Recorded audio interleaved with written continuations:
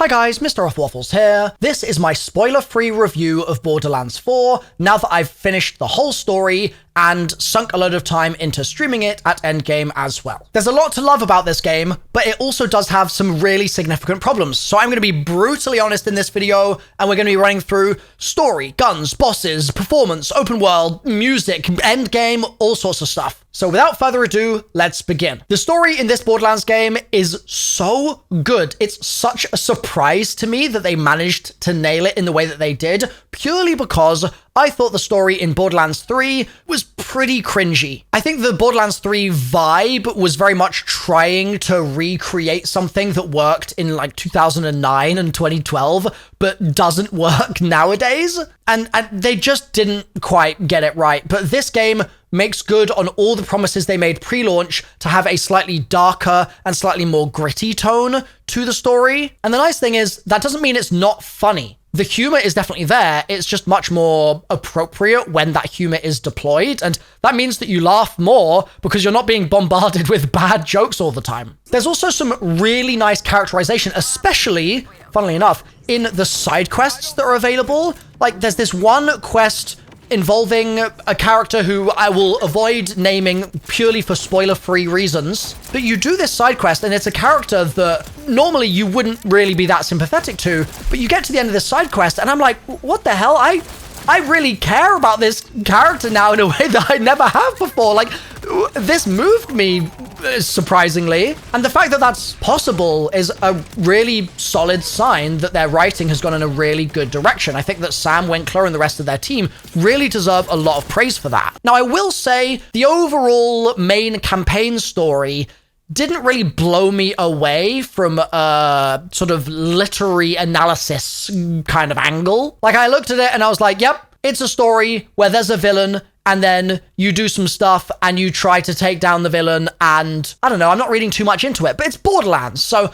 that's kind of fine.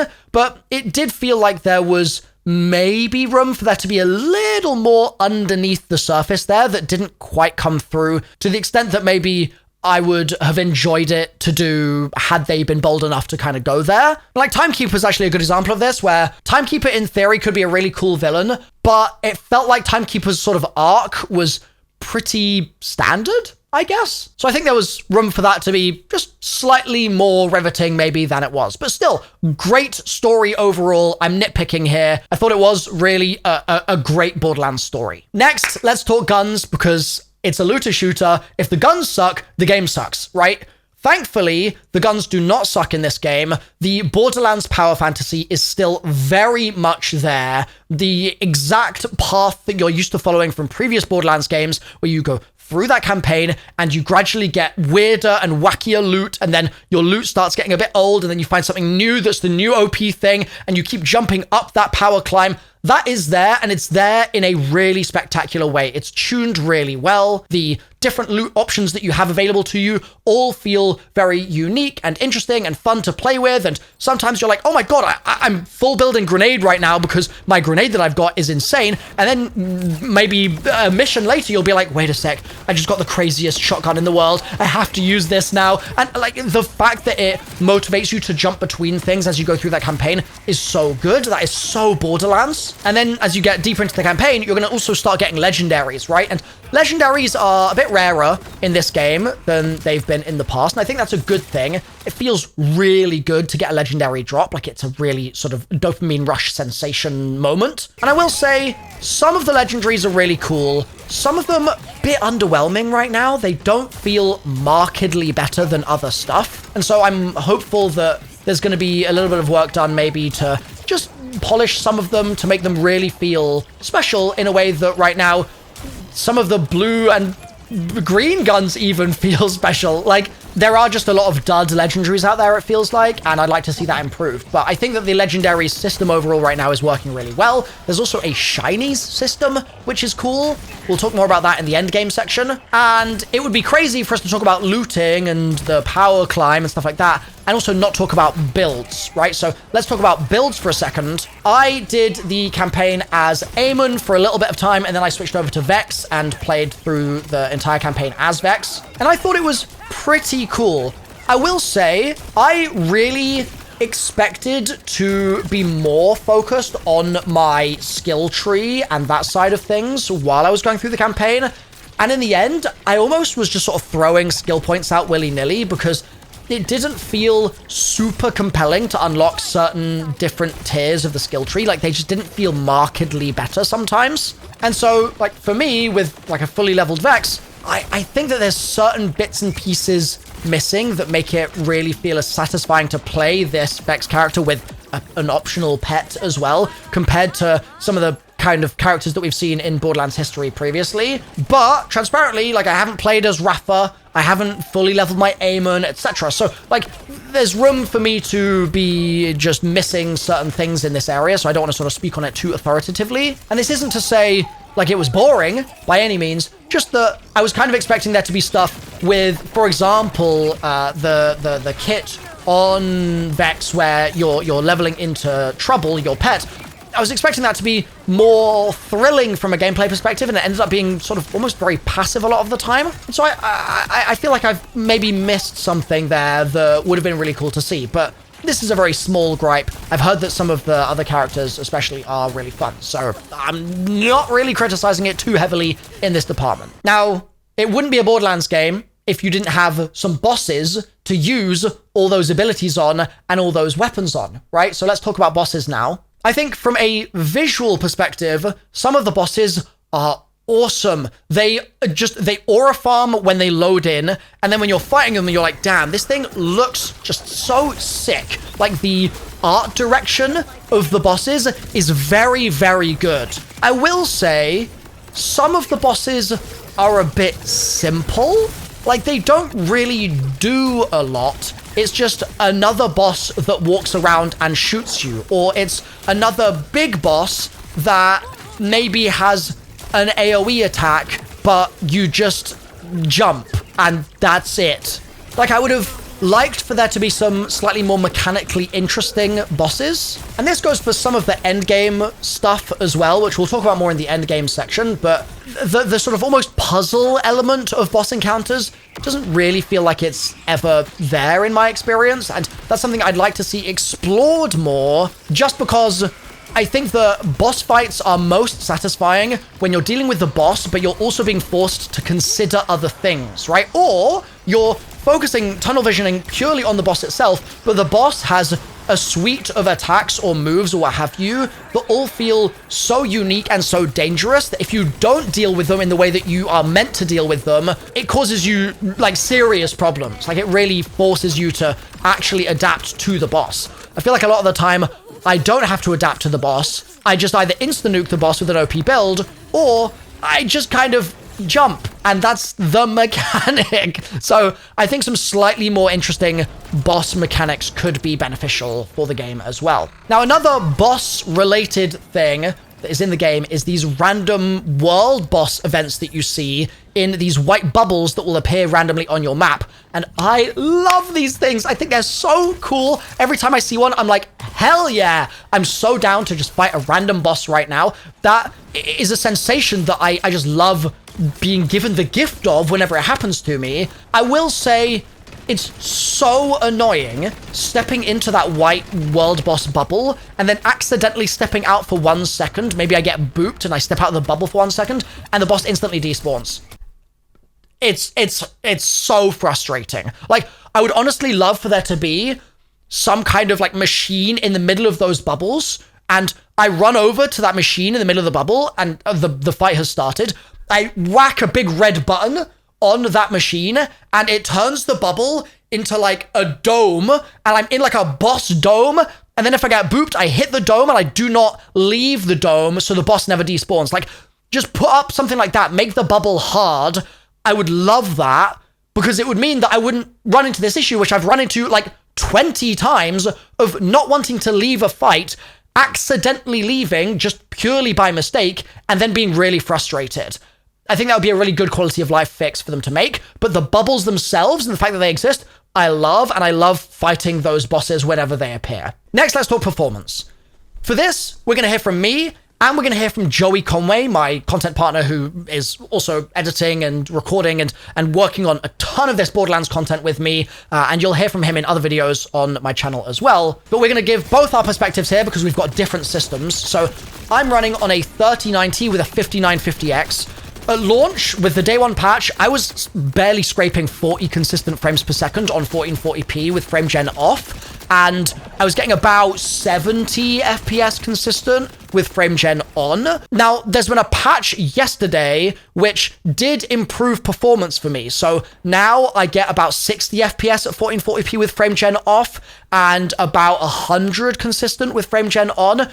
There's still a little bit of variation in there. There's some wobbles, definitely. But the patch, I think, smoothed out some of the deeper spikes that I was experiencing. Like, for example, getting on a Digirunner vehicle would always tank my FPS for a minute. That's happening a lot less frequently now. So there are patches going out to improve the performance, but still, a 3090 and a 5950X should be able to run the game at a consistent 60 FPS without drops. And the fact that it's not been consistent is a real bad sign, right? And so that's me having a bad time. There are people obviously with older systems than me or worse systems than me, and they're not even able to play the game. I mean, I'm pretty confident, and I could be mistaken about this, but I'm fairly sure that if you have certain gear in your system, right? Like you've got a certain setup where you meet the minimum requirements, you jump into the game, you still might not meet the minimum requirements to play multiplayer. So you could be playing Borderlands, try and join a friend, and it will literally say, your system is ass, bro.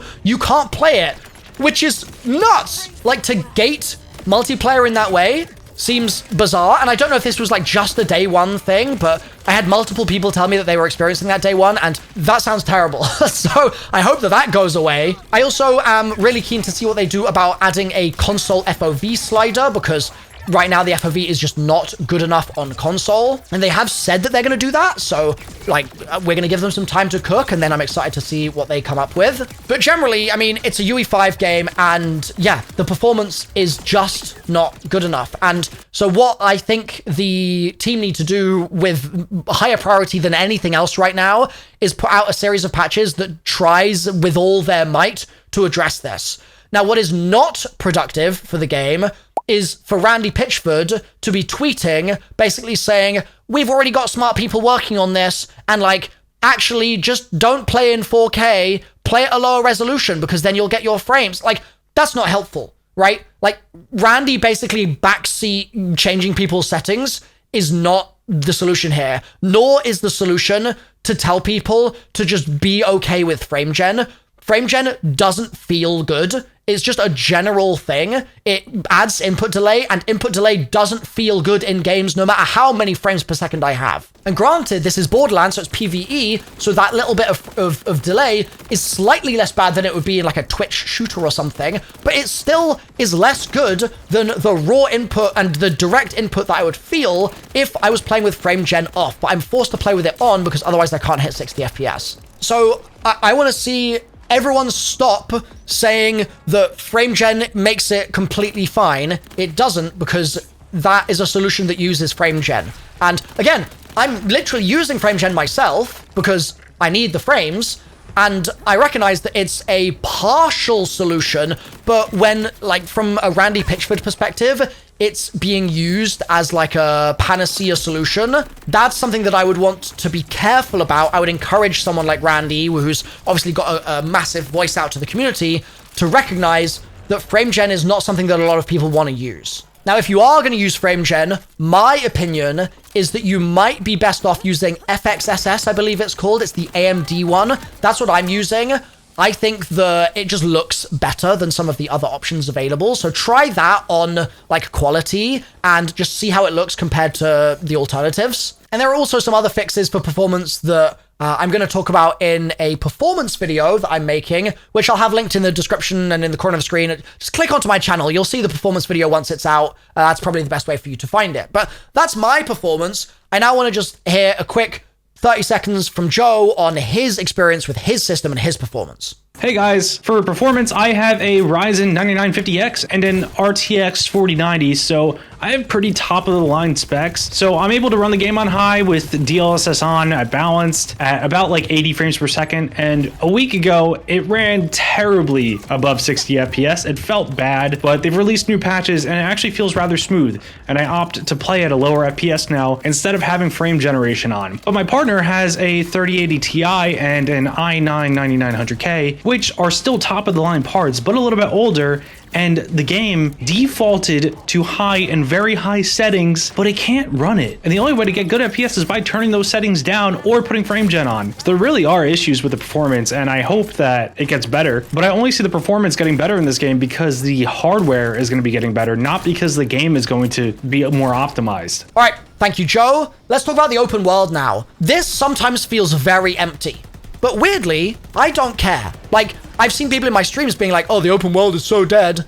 And I'm riding around it like, that's kind of fine to me. Like, if they increased the enemy density in the open world by a factor of 100, I don't know if I would look at that and be like, oh, wow, this is better. It's actually not something that I really have any worries about. It's just a world where I can drive from place to place and there are things in local proximity all the time, but I'm not really worried about like a road being empty or something.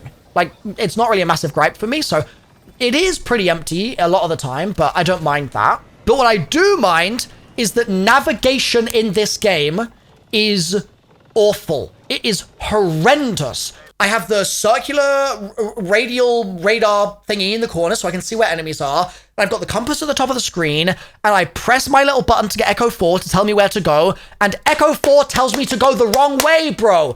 Like 50% of the time, Echo 4 is just wrong. Or Echo 4 is telling me to go a certain way, and I'm looking at the map, and I'm like, this can't be the right way. And so I try and like mountain goat my way over a ledge because that's what I do in every other game. I play Skyrim, I play Destiny, I play whatever. I can see that there's a little town over this small little overlook. So I try and go up it. There's some stupid invisible ceiling stopping me go there. And then I'm like, okay, damn, Echo 4 was right the whole time. And I have to get back on my Digirunner and drive for 7 minutes around a mountain to get to where I want to go. I hate it. I hate it. And it's frustrating because this game feels like the open world fits it perfectly. Like, I would never say they should have not done an open world here. The open world works really, really well. Like, unbelievably well, in my opinion. It's just the map design is just annoying. Like, there are so many places where I need to get somewhere, and the only way to get there is annoying and tedious. That's not how it should be. Like, I need a Lethanim in this game. I need a rocket jump. I need something where I can be like, I need to get there, and I can just ping over the top of a mountain or something and be fine. And the fact that that isn't in the game, and instead there's all these ceilings in place and these annoying routes to go, it's just like, I hate it. And then you press that Echo 4 button and it tells you to go the wrong way. I swear, this is, after performance, this is my biggest gripe with the game. I hate it. It happens in missions as well. Like, I'll be trying to figure out where to go in the mission, or I'll be trying to figure out, like, where's the door to this random safe house that I'm trying to open up? Don't know. Can't find it. Echo 4 can't help me. Like, there's just so many things like that that are just annoying. And then when you're doing those safe houses and you're doing those extra sort of silos and things like that, sometimes they don't follow consistent rules as well. So there are certain instances where you have to like use a data pad or something to go in a building to then get a thing in the building. Other times you just have to get the data pad, but then the thing is outside the building. So you're looking for a way into the building. Little do you know, it's already outside the building. Like, it's stuff like that where it's like, there's some inconsistency here, which causes a lot of frustration in my impatient ADHD brain. And I don't like it. So I like the open world, but there's a lot of quality of life improvement that I think still needs to happen in order for that open world to feel good. Now, all of that said, would it be a Borderlands game if navigation was actually completely fine? I don't know if it would. Like, Borderlands is not a game where navigation has ever been perfect, in my opinion.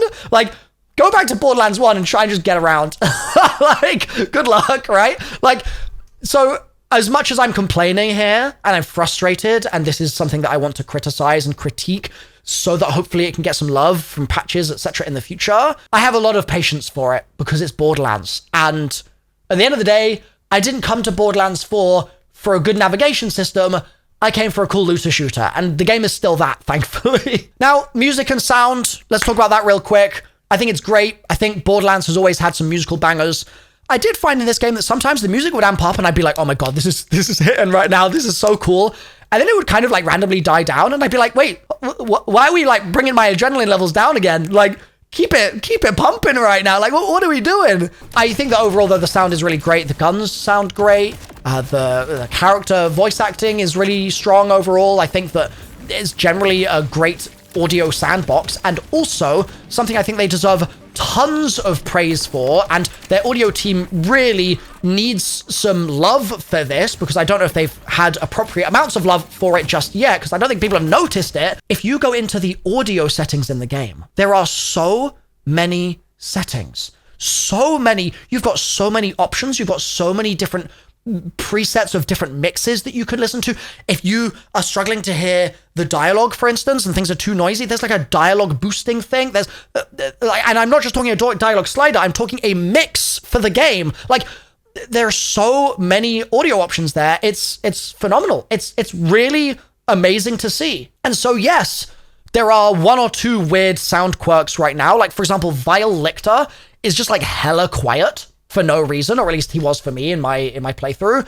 That's something that could be patched tomorrow for all I know. But there are a couple of little things here and there, but overall, sound really great in this game. So, okay, let's talk Endgame.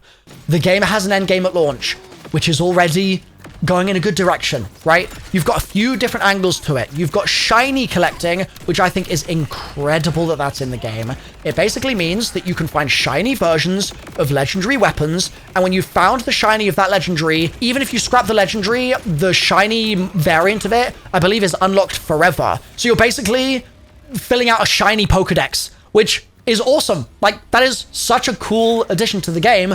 On top of that, you've got like your license pass, and you've got your specializations, and you've got all sorts of crazy stuff that are these extra systems that lie on top of the base sandbox.